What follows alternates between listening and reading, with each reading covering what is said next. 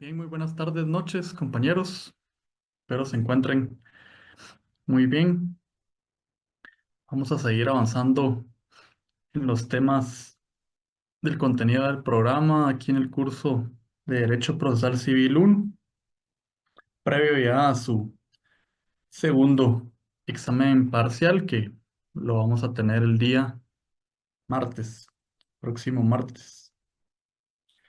Previo a iniciar con la cátedra que nos ocupa hoy, el catedrático Álvarez Quirós me solicitó que les trasladara el mensaje, que el día viernes él va a estar uniendo también las dos secciones para dar una última cátedra. Parece que va a estar anunciando el horario en el perfil de sus redes para que contemplen una última cátedra por parte de él, previo también a su examen parcial. Entonces ya cumplí con dar el mensaje por si les preguntara si lo trasladé. Entonces, esta tarde noche vamos a abordar el curso de los actos jurisdiccionales y los actos de comunicación. Voy a pedir favor a la auxiliatura si puede proyectar las diapositivas de la cátedra de esta tarde. Entonces, si podemos proyectar la siguiente para dar inicio ya a los actos jurisdiccionales como tal, que corresponden a las resoluciones judiciales de los órganos jurisdiccionales. Si recordamos, ya presentamos ahorita el acto inicial del juicio ordinario que corresponde a entablar la demanda dentro del juicio ordinario. Entonces, siguiente paso. Dentro del juicio ordinario corresponde ya a un acto jurisdiccional, en este caso a una resolución. Entonces, si podemos proyectar la siguiente diapositiva, por favor. Para ello, tenemos que entender también el idioma de la ley que hablan los órganos jurisdiccionales, en este caso, los juzgados, pues su base principal es la ley del organismo judicial. Entonces, si leemos el artículo 11, establece que el idioma oficial es el español y que las palabras de la ley se entenderán de acuerdo con el diccionario de la Real Academia Española, en la acepción correspondiente, salvo que el legislador las haya definido expresamente. Y podemos pasar a la siguiente. Establece también que si una palabra usada en la ley no aparece definida, en el diccionario de la Real Academia Española se le dará su acepción usual en el país, lugar o región de que se trate. Y las palabras técnicas utilizadas en la ciencia, en la tecnología o en el arte se entenderán en su sentido propio a menos que aparezca expresamente que se han usado en sentido distinto. Entonces, si pasamos a la siguiente diapositiva, basándonos en esta, en este artículo que establece que el idioma de la ley es el idioma español y en base al diccionario de la Real Academia Española, si nos adentramos en el significado y la definición de una resolución, este nos indica que es una cosa que se decide. Es un decreto, una providencia, auto o fallo de autoridad gubernativa o judicial. Y en este caso que nos ocupa, nos interesa adentrarnos únicamente en las resoluciones pues, judiciales, no administrativas ni gubernativas. Entonces, creando nuestra propia definición, si pasamos a la siguiente diapositiva, podemos establecer que las resoluciones son instrumentos que emiten los jueces u órganos jurisdiccionales en donde se hacen constar los fallos o juicios resultado de alguna gestión dentro de un proceso con carácter de impugnabilidad en la mayoría de ocasiones. Casi siempre toda resolución judicial va a ser susceptible de impugnación. No en todos los casos, ya que, por ejemplo, aquí tenemos anotado, hay resoluciones que son discrecionales, como el auto para mejor fallar. En este caso es una facultad que la ley le otorga a los juzgadores para hacer uso, para tomar mejores decisiones antes de fallar definitivamente. Entonces, estas, como son discrecionales de las autoridades, pues no son susceptibles de impugnación, pero la mayoría de ellas sí lo son. Únicamente, en este caso, el auto para mejor fallar se da para traer a al finalizar un proceso, mejores elementos para resolver, en este caso, en una sentencia. Entonces, siguiente diapositiva, por favor. Una vez ya definidas las, las resoluciones, nos vamos directamente a las clases que regula el artículo 141 de la Ley del Organismo Judicial. El primer tipo de resolución son los decretos. Este tipo de resolución son determinaciones de mero trámite, así lo define el artículo 141 de la Ley del Organismo Judicial. Y para ponerles un ejemplo, es el tipo de resolución que proseguiría después de presentar una, una demanda como ya lo hicimos. Entonces, posteriormente, la primera resolución sería la admisión a trámite al presentarlo, en la que ya se abre el, el emplazamiento, que es la siguiente etapa del juicio. Entonces, esa sería un decreto, una resolución de trámite posterior a presentar la demanda que ya presentamos dentro del juicio ordinario. No podemos esperar ahorita otro tipo de resolución más que esa, más que un decreto de trámite.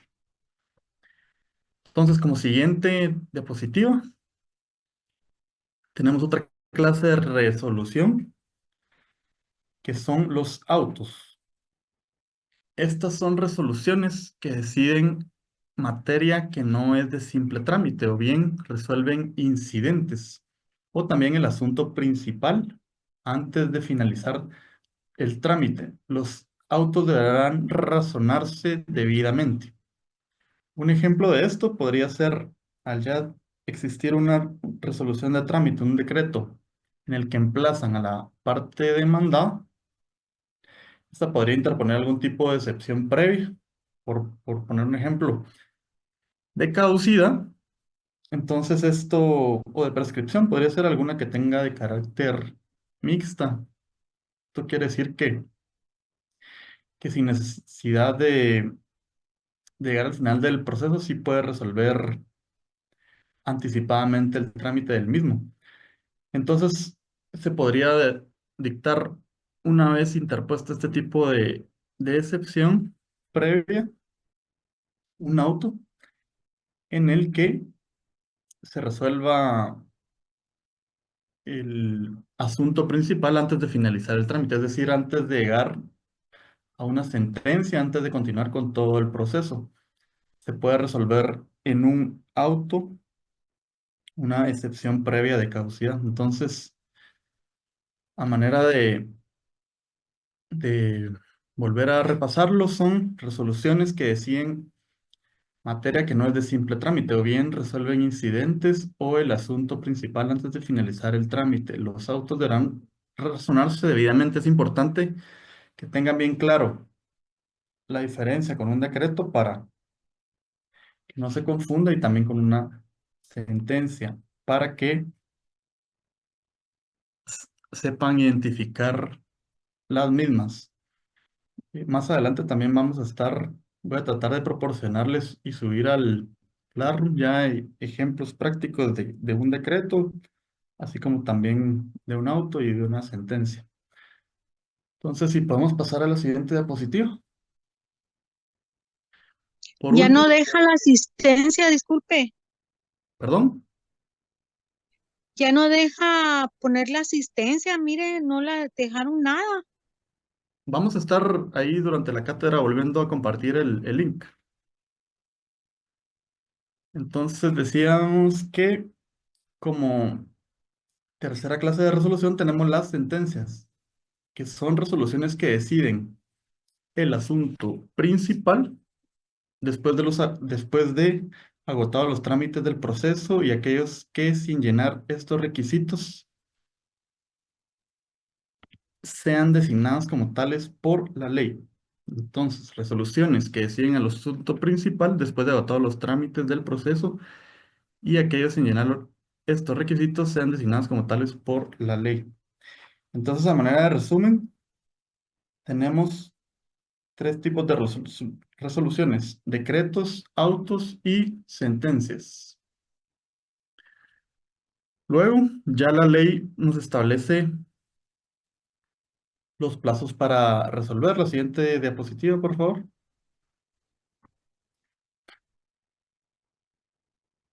Tenemos como plazos para resolver que los decretos deben de dictarse a más tardar al día siguiente que se reciban las solicitudes. Para los autos tenemos que deben de ser dictadas dentro de 3 días y las sentencias dentro de los 15 días después de la vista. O bien, si el juzgador hace uso del auto para mejor fallar, dentro de los 15 días después también de haber hecho ese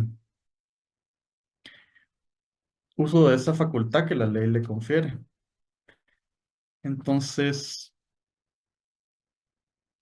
deben de dictarse de igual forma dentro de los 15 días después de agotados.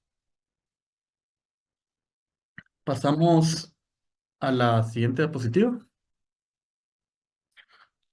La infracción a estos plazos se castigará con una multa de 25 a 100 quetzales que se impondrá al juez o a cada uno de los miembros del tribunal colegiado, salvo que la demora haya sido por causa justificada a juicio del Tribunal Superior.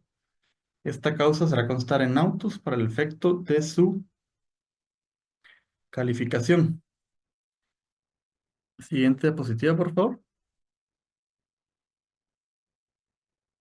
Y tenemos también em, el 142 bis, que indica que las providencias o decretos serán notificadas dentro de un plazo máximo de los 2 días siguientes de haberse dictado por el tribunal competente y que los autos definitivos se notificarán dentro de un plazo máximo de 5 días de haberse dictado por el tribunal competente.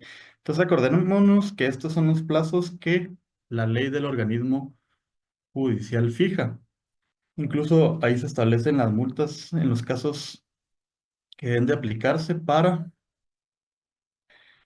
que se apliquen los plazos y cómputos regulados. Sin embargo, en la práctica, pues esos plazos no se cumplen por la carga jurisdiccional que hay en todos los órganos. Sin embargo, ahí tenemos argumentos legales que podemos hacer uso para respetuosamente y cordialmente siempre pedirle a los órganos jurisdiccionales que traten de cumplirlos o solicitarles una resolución en dado caso hay alguna retarda algún retardo, ya sea por carga de los órganos jurisdiccionales o bien un retardo malicioso. Estamos facultados para exigirles o pedirles que cumplan con esos plazos regulados. Entonces, si pasamos a la siguiente diapositiva, se establece que las sentencias se notificarán dentro de un plazo máximo de 15 días de haberse proferido por el tribunal competente. Todos estos plazos también son importantes que los vayan manejando para ir haciendo el esquema del juicio ordinario en su oportunidad. Y también se establece que la infracción de este artículo hará incurrir en responsabilidad administrativa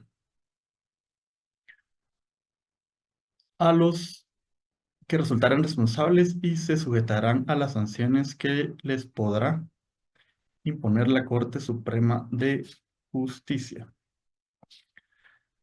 Luego, si ya pasamos a la siguiente diapositiva, vamos a encontrar los requisitos de las resoluciones. Y como primer punto, encontramos que se debe consignar el nombre del tribunal que la dicte, así como lugar, fecha, contenido, cita de leyes y las firmas completas del juez o del magistrado o de los magistrados y del secretario, o solo la de este cuando éste esté legalmente autorizado para dictar providencias o decretos de puro trámite. Entonces ahí tenemos los requisitos que deben de cumplir las resoluciones para que también a la hora de recibirlas se verifiquen y también al ser susceptibles de impugnaciones debemos de verificar como abogados que cumplan con cada uno de estos requisitos que la ley del organismo judicial regula. Luego, si pasamos a la siguiente diapositiva, tenemos como actos de comunicación las notificaciones. Entonces, las notificaciones son el instrumento procesal por medio del cual se hace saber a las partes el contenido de una resolución. Y este es el medio que los órganos jurisdiccionales van a tener para trasladarnos las resoluciones que vimos que son decretos, autos y sentencias. Entonces, están regulados en los artículos del 66 al 80 del Código Procesal Civil y Mercantil. También debemos de integrar ahí ya las nuevas modificaciones que se hicieron en la ley de tramitación de expedientes electrónicos judiciales. Si pasamos a la siguiente diapositiva, podemos ver ya las clases o forma de las notificaciones. Entonces ya en estas reformas, antes teníamos en el artículo 66 del Código Procesal Civil y Mercantil, que eran notificaciones personales por los estrados del tribunal, por el libro de copias, por el boletín judicial. Y actualmente ya con la reforma contenida en este decreto legislativo, tenemos únicamente las personales por medios electrónicos y por los estrados del tribunal. Si vamos a las personales, podemos referirnos al tipo de notificación que se hace cuando señalamos en el lugar para recibir notificaciones del demandado. La primera notificación siempre se va a hacer de forma personal. Posteriormente, ya la ley y la resolución también debe de obligar a señalar un casillero electrónico. Hablábamos que ahora los nuevos casilleros electrónicos por lo general son el documento personal de identificación.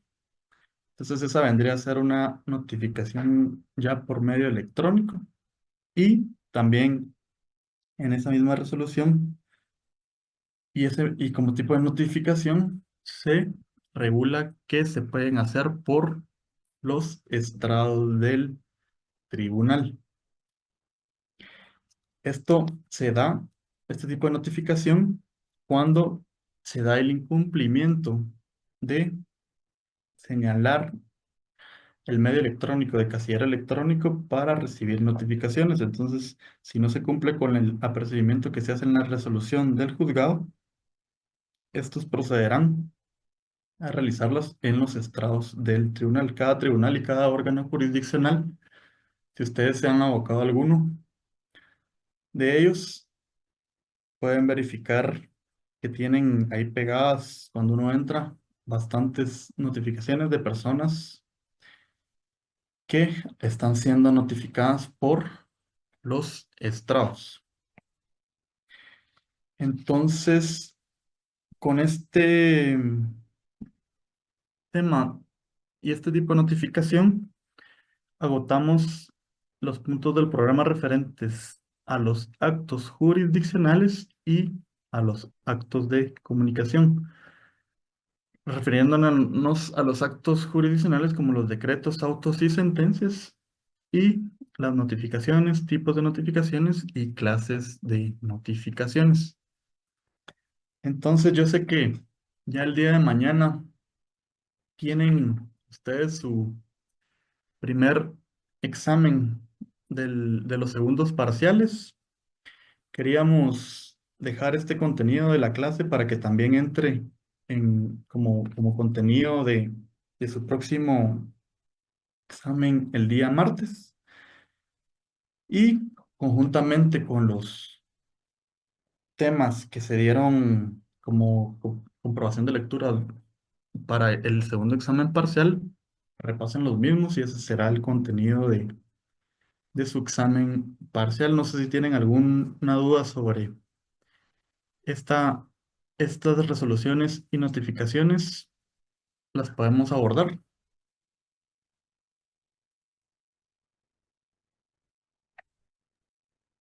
Sí, Licenciado, buenas Julián. noches. Sí, Buenas noches, licenciado. Solo buenas me quedó noches. una duda en el plazo para resolver en las resoluciones, en lo que se refiere a las sentencias. Sí, Esas son 15 días permítame, son 15 días, ¿verdad? Solamente que así exista un es. auto Ya para mejor sea, fallar, duplica el perdón, tiempo.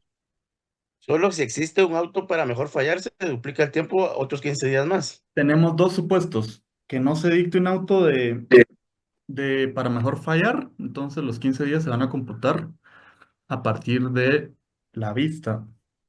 Ahora, si el tribunal hace uso de esa facultad que tiene para dictar un auto para mejor fallar, sería a partir de que se agota ese auto para mejor fallar 15 días. Exacto. Ok, gracias. Lick, buenas noches, buenas tardes. Buenas tardes. Una consulta, ¿los días son hábiles o son de corrido, digamos? Esa es una muy buena pregunta. Eh, Acordémonos que solo en cuestiones, no de amparo, a veces se confunde y se dice que únicamente de amparo, pero en realidad son cuestiones constitucionales, todos los días y horas son hábiles. De lo contrario, nos vamos al cómputo de los plazos, que está regulado también en la ley del organismo judicial, y ese lo tenemos en el artículo 45. Ahí tenemos regulado, vamos a dar lectura: cómputo del tiempo. En el cómputo de los plazos legales, en toda clase de procesos se observarán las siguientes reglas. El día de 24 horas, que pensará a contarse desde la medianoche, 0 horas. B. Para los efectos legales se entiende por noche el tiempo comprendido entre las 18 horas de un día y las 6 horas del día siguiente. C. Los meses y los años se regulan por el número de días que les corresponden según el calendario gregoriano. D. Terminarán los años y los meses la víspera de la fecha en que han principado a contarse. Y E. Aquí se responde a su pregunta que en los plazos que se computen por días no se incluirán los días inhábiles. Y aquí también nos establece que son inhábiles los días de feriado que se declaren oficialmente: los domingos y los sábados, cuando por adopción de jornada continua de trabajo o jornada semanal de trabajo no menor de 40 horas se tengan como días de descanso, y los días que por cualquier causa el tribunal hubiese permanecido cerrado en el curso de todas las horas laborales.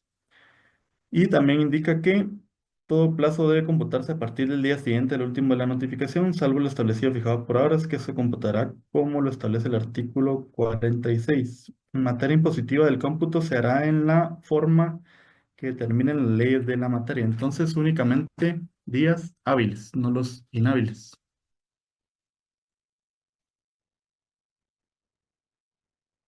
Gracias, Dijo Lick. una pregunta. ¿Sí? En lo que se refiere a las notificaciones, según yo entendí lo que usted estaba explicando, cuando no se puede notificar por medio casillero electrónico, se hace a través de los estrados del tribunal. No sé si estoy bien. Sí, siempre y cuando ya haya habido existido apercibimiento a través de una resolución, un decreto, ¿verdad? Que en la que se combine que se debe señalar el casillero electrónico y no se haya cumplido con ese apercibimiento. Así lo manda el artículo que se debe de seguir notificando por los estrados del tribunal. Gracias, Lick. Mucho gusto. Licenciado, buenas tardes. Y buenas tardes. Para el examen parcial nos podremos apoyar de su libro. Vamos a meditarlo. Ustedes prepárense como que si no estudien, aborden todos los temas y vamos a decidirlo el día del examen. Gracias. Pero sí, hagan un buen estudio de todos los temas y no para el examen, sino para su conocimiento y sobre todo del juicio ordinario que ya lo estamos avanzando. Gracias.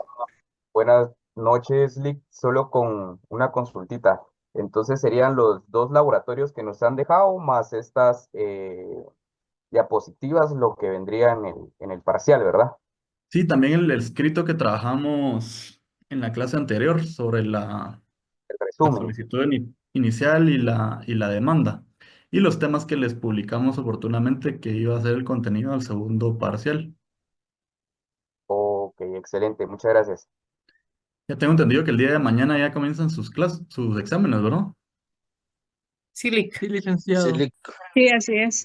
¿Qué curso tienen el día de mañana? Administrativo Derecho 2. administrativo. Derecho administrativo.